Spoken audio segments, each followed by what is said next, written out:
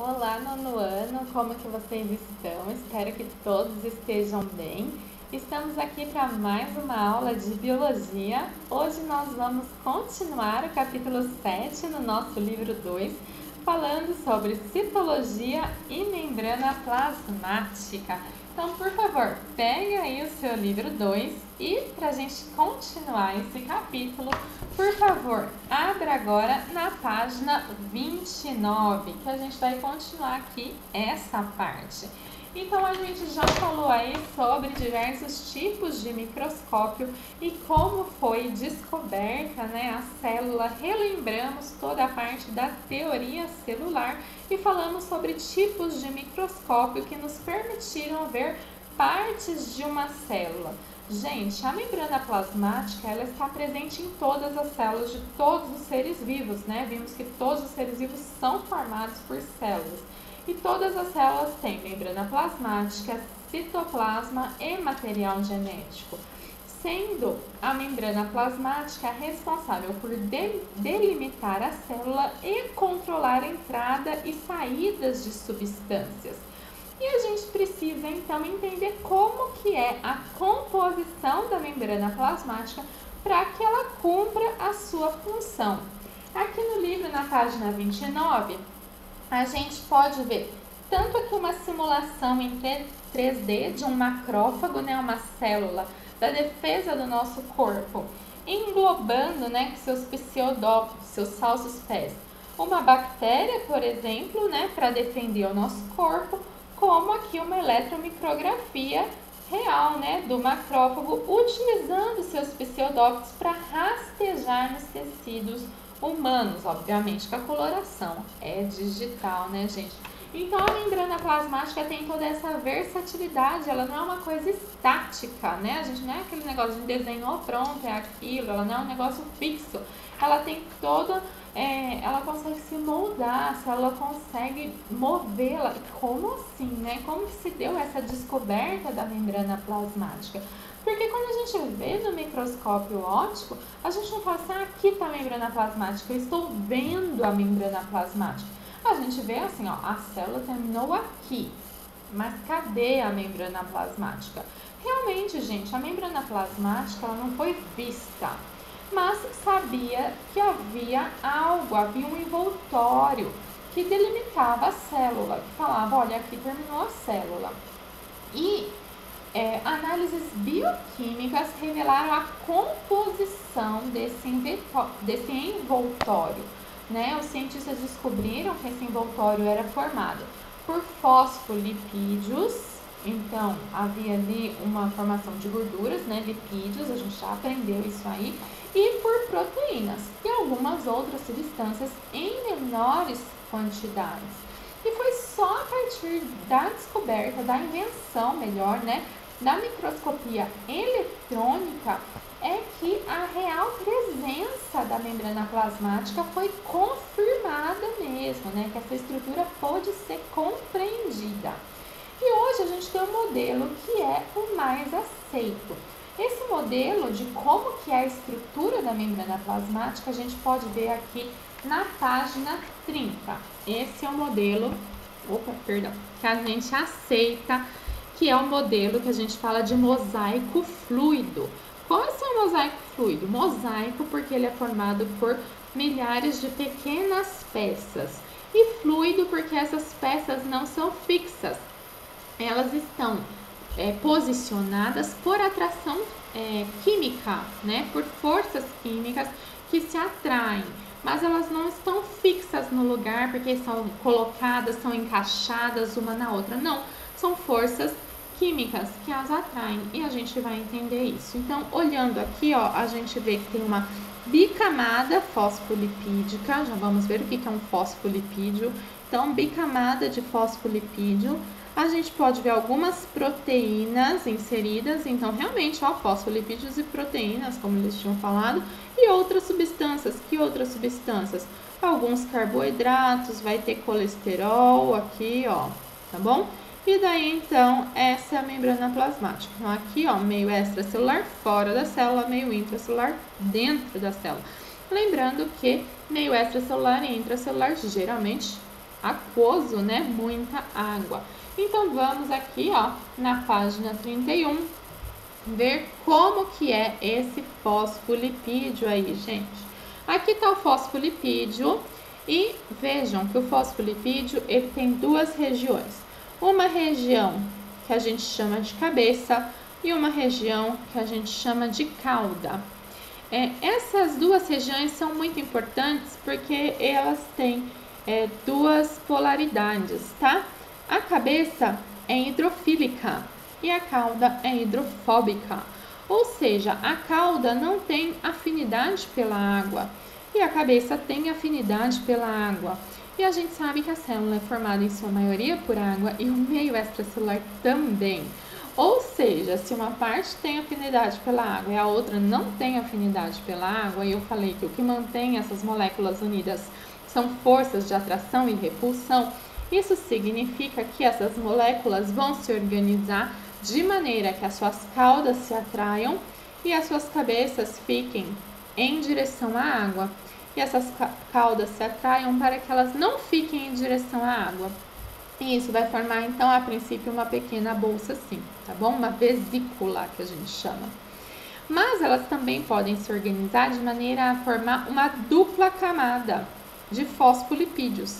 E daí, se a gente forma uma dupla camada de fosfolipídios, eu divido o meio interno do meio externo.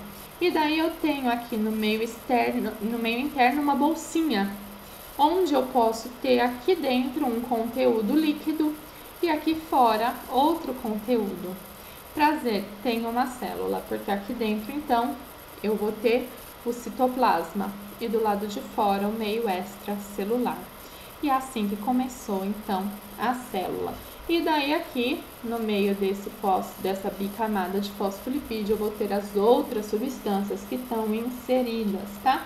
Aqui tem o desenho reto dos fosfolipídios, os colesteróis inseridos aqui. Se você quiser voltar aqui para compreender novamente, aqui estão então, aqui ó, as bolinhas são as cabeças e as caudas estão aqui no meio, ok? Então é assim que se formou a estrutura e a composição da membrana plasmática. E as proteínas, gente, estão aqui no meio da bicamada fosfolipídica, aqui ó, mais uma vez, então, a gente pode observar e agora a gente já está entendendo melhor como que essa bicamada fosfolipídica, aqui ó, as cabeças então para o meio intra e extracelular, as caudas aqui para o meio porque elas são hidrofóbicas e as proteínas inseridas aqui no meio. E para que servem essas proteínas, gente? As proteínas, elas controlam entradas e saídas de substância. Como assim entrada e saída de substância? Ué, porque a membrana plasmática tem o seu segundo papel. Além de delimitar a célula, ela controla a entrada e saída de substâncias. E como que é esse controle? Porque a membrana plasmática tem uma permeabilidade seletiva. Então, como assim permeabilidade seletiva? Ela vai controlar o que entra e o que sai da célula. Então, a gente tem o gradiente por meio da membrana plasmática, do exterior para o interior da célula, ou do interior para o exterior da célula. A gente chama isso de gradiente de concentração. Contra o gradiente de concentração ou a favor do gradiente de concentração. Porque a tendência é que as substâncias passem pela membrana plasmática sempre. A tendência é que as concentrações se igualem. Então, a gente fala que está a favor do gradiente de concentração quando está indo do meio mais concentrado para o meio menos concentrado, tá? Esse é o caso, por exemplo, do gás oxigênio, do gás carbônico. Vai sempre da onde está mais concentrado para onde está menos concentrado. Mas a gente tem processos de transporte através da membrana. Existem alguns transportes que não gastam energia para que a célula faça isso. Então, a gente chama isso de transporte passivo, porque ele ocorre sem gasto de energia. Já existem alguns transportes de substâncias que, para que a célula faça isso, ela necessita gastar energia. Por quê? Porque vai contra o gradiente de concentração. E daí esses a gente vai chamar de transporte ativo, porque vai precisar gastar energia. O transporte passivo tem dois tipos, a osmose e a difusão. Perdão. A difusão, ela pode ser uma difusão simples ou uma difusão facilitada. E no caso do transporte ativo, a gente vai forçar a passagem contra o gradiente de concentração. E daí a gente vai precisar de proteínas que façam o papel de bombas, que vão bombear contra o que era o natural de acontecer por uma necessidade da célula mesmo, tá bom? Então vamos primeiro dar uma olhadinha aqui na osmose e na difusão, tá bom? Então olhem aqui a figura na página 34, essa aqui, que é um esquema ilustrativo do princípio da osmose. O que vai acontecer na osmose? Na osmose, quem passa não é aqui os íons que estão ilustrados aqui, o soluto. Por quê? Porque essa membrana, ela não permite que quem passa seja o soluto, só passa o solvente. E como a gente precisa igualar, né, a concentração dos dois lados, eu preciso que, se esse lado está mais concentrado, ele precisa se diluir. Então, quem que tem que passar? O solvente. Então, veja, olha, aqui tem menos concentrado e aqui está mais concentrado. Então, para que os dois se igualem, a concentração, para que no final as duas concentrações sejam iguais, a tendência é que a água, que está desse lado, passe para este lado que está mais concentrado, na tendência que este lado aqui se dilua para tentar igualar as concentrações. Essa é a osmose. Então, na osmose é a passagem de solvente, tá bom? Já então, na difusão, quem passa é o soluto. Vamos ver aqui, ó, na página 35. Vejam que do início para o final, quem está passando pela membrana é o soluto. E olha que no final, a gente tem dos dois lados a mesma concentração. Isso pode acontecer com a passagem apenas pela membrana, e daí é uma difusão simples, ou pode acontecer que passe, então, por dentro de uma proteína. Olha aqui. E se passar, então, por dentro de uma proteína de membrana que está ajudando, então, ó, reconhece quem é que está passando, tipo a glicose. Ah, é glicose? Ah, pode passar mesmo. Daí ela reconhece e deixa passar. A gente chama isso de difusão facilitada. Teve uma proteína que ajudou a glicose a fazer esse transporte, tá bom? Então, essa é a difusão facilitada. E já quando a gente está falando do transporte ativo, é contra o gradiente de concentração. Então, olha só, a gente tinha aqui, olha, um monte de potássio aqui do lado intracelular. Mas, mesmo assim, a gente está colocando mais potássio aqui dentro do meio intracelular. Então, um exemplo que a gente tem é a bomba de sódio e potássio. A bomba de sódio e potássio é um exemplo de transporte ativo que a gente tem, porque ela é bem importante para controlar a movimentação do nosso corpo, para que ocorra o transporte, a passagem do impulso nervoso. Precisa ter esse desequilíbrio do meio interno e externo, da quantidade de íons de sódio e de potássio, para que o impulso nervoso passe, e daí vai igualar a quantidade.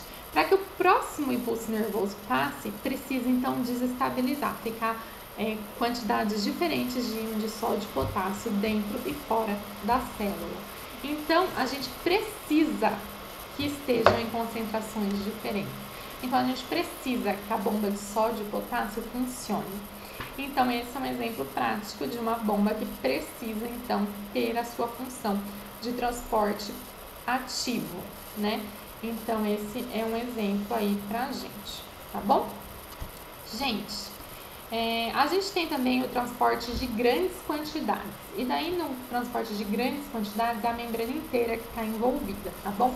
Por quê? Porque daí é a endocitose, que a gente já viu aí em anos anteriores, quando um material é endocitado, né, reconhece aqui o material e todo o material é englobado para dentro da célula, que foi o que a gente viu bem no comecinho, né, que falei assim, o glóbulo de defesa, o glóbulo branco tá englobando, né, essa bactéria para pôr para dentro para digerir. Então aqui, ó, fagocitose.